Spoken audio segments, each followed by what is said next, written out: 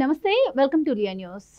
June 4న వెన్నుపోటు దినంగా అభివర్ణిస్తూ వైసీపీ దీన్ని ప్రజల్లోకి బలంగా తీసుకెళ్లాలని చెప్పి ఈరోజు ప్రయత్నాలు చేసింది. అలాగే రాష్ట్రంలో రెడ్ బుక్ రాజ్యాంగం నడుస్తోందని, సంక్షేమ పథకాలు అమలు అవ్వట్లేదని చెప్పి కూడా వాళ్ళు ఆపుతున్న పరిస్థితి. ఇదిలా ఉంటే మరోపక్క చంద్రబాబు గారేమో ఈరోజు క్యాబినెట్లో మరి అమలవుతున్న విధి విధానాల గురించి కావచ్చు, సంక్షేమ కార్యక్రమాల గురించి కావచ్చు, అలాగే జగన్మోహన్ రెడ్డి గారి అరెస్ట్ గురించి కూడా ఆయన స్పందించడం జరిగింది. నన్ను అరెస్ట్ చేశారని నేను జగన్మోహన్ రెడ్డి గారిని ఎలా అరెస్ట్ చేస్తాను, ఆయనకి సంబంధించి రుజువులు ఉంటేనే సాక్ష్యాధారాలతో సహా అరెస్ట్ చేసే పరిస్థితి ఉంటుంది కానీ అని చెప్పి. అంటే వీళ్ళు ఏ విధంగా ప్రచారం చేసినా కానీ చంద్రబాబు గారు ఇలా మాట్లాడటాన్ని ఏ విధంగా చూడొచ్చు అన్న విషయాలు తెలుసుకుందాం. మనతో పాటు ఉన్నారు సీనియర్ పొలిటికల్ అనలిస్ట్ అంకమరావు గారు. నమస్కారం సార్.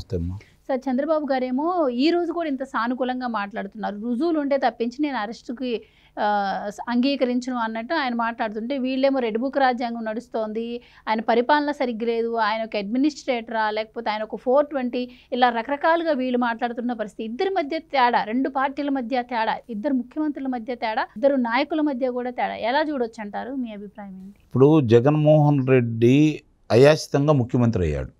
అతను ఒక రాజకీయ పార్టీ ఎలా ఉండాలి, రాజకీయ పార్టీ మనుగడ సాగించాలంటే ఏ విధంగా ఉండాలి, సిద్ధాంతాలు ఏ విధంగా ఉండాలి, ప్రజలతో ఎలా మమేకం అయిపోవాలి, ప్రజా సమస్యల గురించి ఏ విధంగా స్పందించాలి అనే ఆలోచన లేకుండా ముఖ్యమంత్రి అయితే చాలు, తనకు ఏ విధంగా లబ్ధి చేకూరాలో అది చేకూర్చుకుంటే చాలు, తన మీద ఉన్నటువంటి అభియోగాలని కొన్ని రోజులు ఆపుకోవచ్చు అన్న ఉద్దేశంతో రాజకీయాల్లో వచ్చేసి పదవి కోసం ప్రాకులాడాడే తప్ప, పదవిని అడ్డం పెట్టుకొని డబ్బులు ఎలా సంపాదించాలని ఆలోచించాడే తప్ప రాజకీయంగా వచ్చిన అవకాశాన్ని సద్వినియోగం చేసుకోలేకపోయాడు. నిస్సందేహంగా సద్వినియోగం చేసుకోలేకపోయాడు. అతను కక్ష సాధింపు చర్యలో భాగంగానే చంద్రబాబు నాయుడు గారిని అధికారంలో వచ్చిన కాడి నుంచి తను 16 నెలలు కారాగారంలో పెట్టించారు. ఎట్టి పరిస్థితుల్లో కూడా ఈయన కూడా కారాగారంలో పెట్టించాలనే ఉద్దేశంతో అతను ప్రయత్నాలు చేశాడు. దానికి రకరకాలుగా మొట్టమొదటి అచ్చెన్నాయుడు గారిని అదుపులో తీసుకున్న కాడి నుంచి చూసుకుంటూ ఉంటే ఆ రోజు 73 రోజులు పైన అచ్చెన్నాయుడు గారిని అదుపులో పెట్టుకున్నారు. మరి ఏమీ లేదు, ఆయనకు ₹1 కూడా అందలేదు. ఈఎస్ఐ మందులకు సంబంధించి ₹1 కూడా ఆయన దగ్గర చేరలేదు అని చెప్పని వాళ్ళే మళ్ళీ న్యాయస్థానానికి చెప్పేసి బయటకు పంపించారంటే అచ్చెన్నాయుడు గారి మీద కక్ష.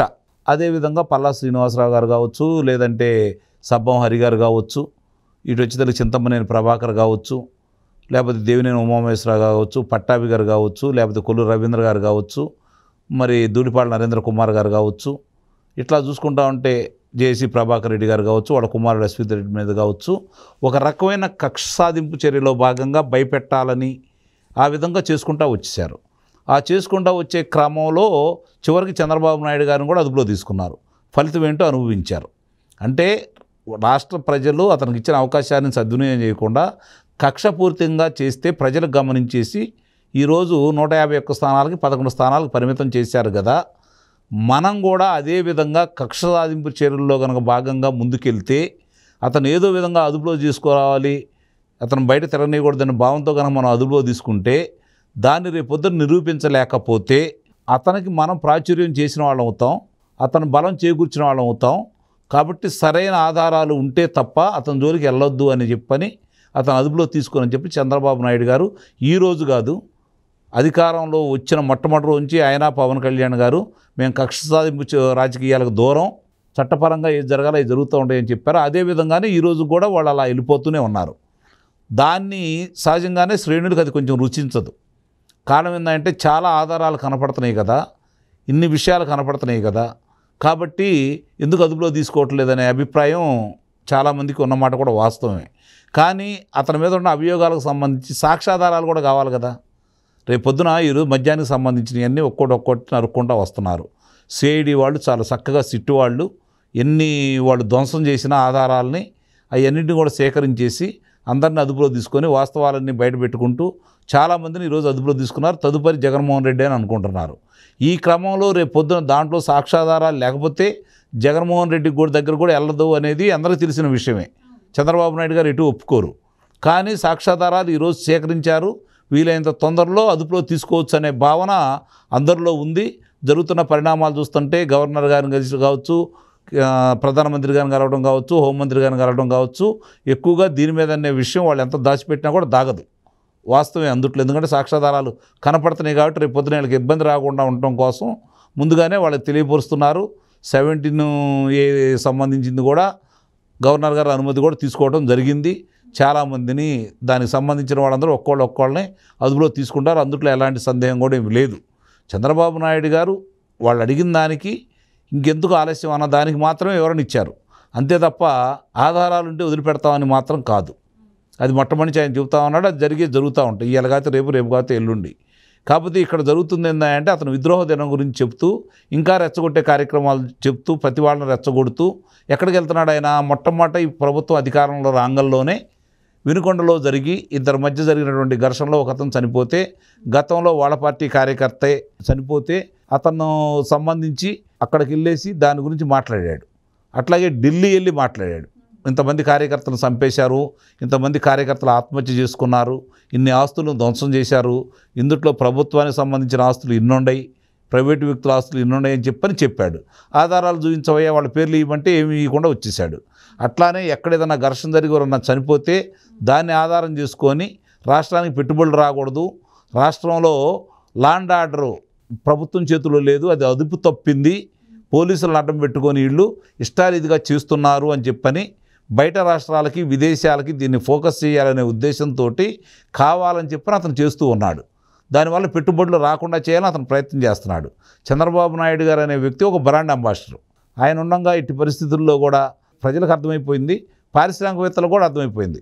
164 స్థానాలు ఈ కూటమికి ఇచ్చిన తర్వాత మళ్ళీ జగన్మోహన్ రెడ్డి వస్తాడనే ఆలోచన అయితే వాళ్ళకి ఏ క్వశ్చన్ కూడా లేదు.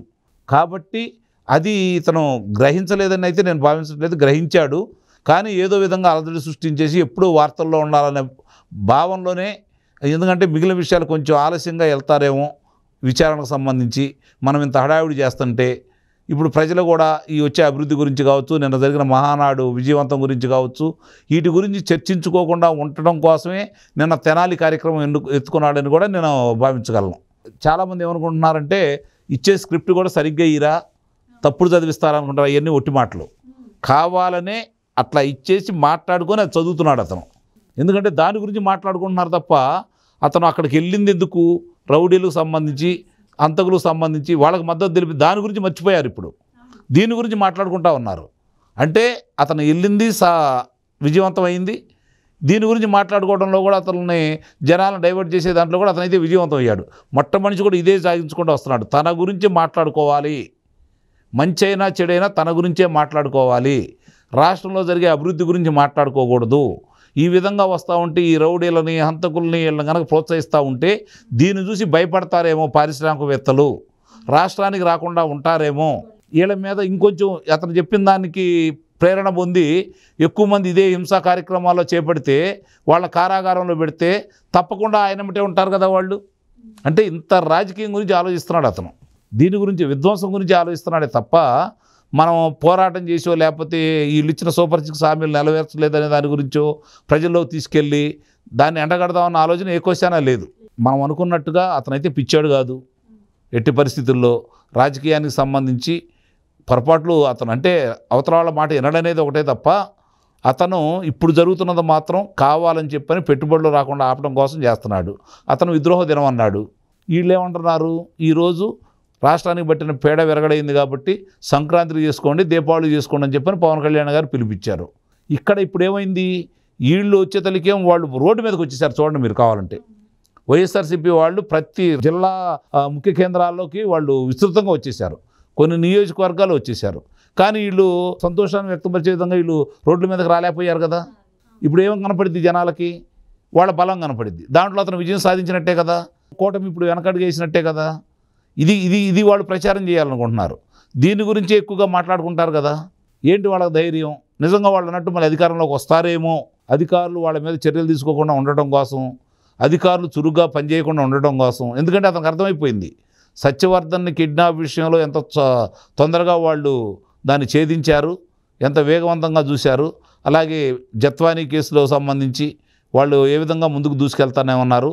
అలాగే మద్యానికి సంబంధించిన దాంట్లో చివరికి రాజ్ కేసిరెడ్డి అనే వ్యక్తి పేరు మార్చుకొని వెళ్తున్నా కూడా పట్టుకున్నారంటే ఎంత సమాచారం వాళ్ళ దగ్గర ఉన్నట్టు. అంటే ఇంత వేగవంతంగా వాళ్ళు పనిచేస్తున్నారు అంటే నిస్సందేహంగా మిగిలినన్ని బయటికి తోడతారు. వీలైనంతవరకు మన వాళ్ళందరినీ అదుపులో తీసుకుంటారు, నన్ను కూడా అదుపులో తీసుకుంటారు. సజ్జల రామకృష్ణారెడ్డి చెప్పాడు కదా, 2-3 నెలలు అందరిని అదుపులో తీసుకుంటారని చెప్పని. అంటే వాళ్ళకి స్పష్టమైనటువంటి ముఖ చిత్రం వాళ్ళ దగ్గర ఉంది. ఎందుకంటే వాళ్ళు చేసిన తప్పులు వాళ్ళకి తెలుసు కాబట్టి దాన్ని ఏ విధంగా పక్క తప్పించాలన్న ఆలోచనలో ఇలాంటివి చేస్తూ ఉన్నారు. నిన్న తెలాని పర్యటన కావచ్చు, ఈరోజు జరిగిన దానికి కూడా కావచ్చు.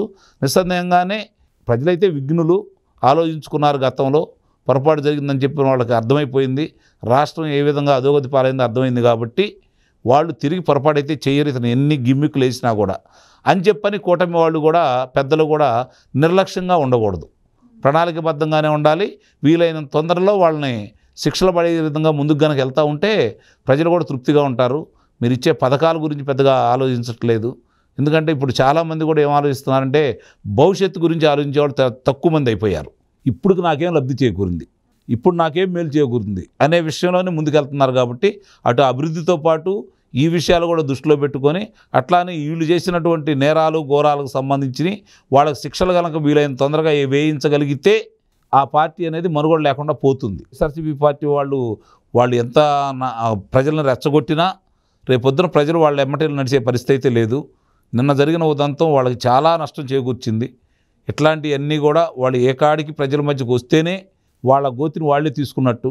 ఇప్పుడు జగన్మోహన్ రెడ్డికి ఏం చేశాడు, గతంలో అధికారంలో ఉండగా మామూలుగా తనొక్కడే కాకుండా ఒక 1000 అడుగుల గోతులు తీసేసి వీళ్ళందరూ దాంట్లో వేసి పూడి చేశాడు.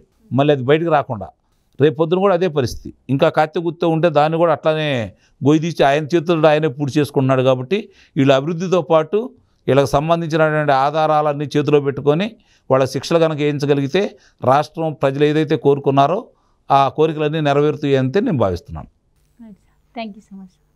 Please subscribe to Leo news for more videos.